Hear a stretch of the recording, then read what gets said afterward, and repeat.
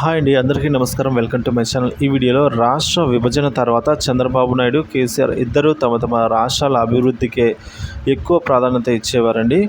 So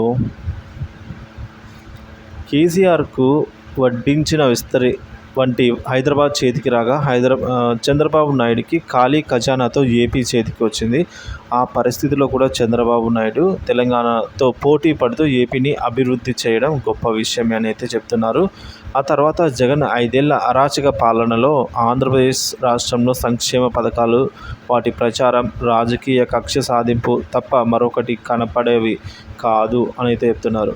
అదే సమయంలో కేసీఆర్, కేటీఆర్ తెలంగాణ రాష్ట్రాన్ని అన్ని రంగాల్లో అభివృద్ధి చేసుకునేవారు.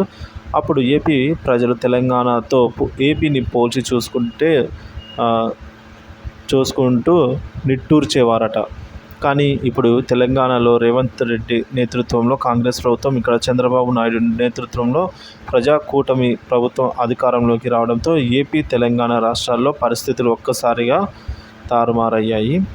చంద్రబాబు నాయుడు ముఖ్యమంత్రి పదవిని చేపట్టి నెల రోజులు కాకముందే అప్పుడే రాష్ట్రంలో అమరావతి అభివృద్ధి పనులపై నిర్ణయాలు, పరిశ్రమలు, పెట్టుబడులపై చర్చలు మొదలయ్యాయి.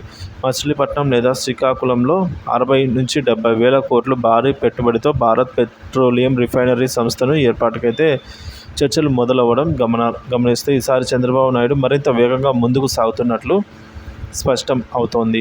తెలంగాణ విషయానికి వస్తే గత 6 నెలలుగా ఆ రాష్ట్రంలో ప్రధానంగా రాజకీయాలు జరుగుతున్నాయి. అందుకు కారణం కేసీఆరే అని చెప్పక తప్పదు. ఇదివరకు జగన్ ప్రభుత్వం తమని ఎంతగా వేధిస్తున్నా చంద్రబాబు నాయుడు, టీడీపీ నేతలు ఎన్నికల వరకు ఓపికగా అన్నిటినీ భరించారు.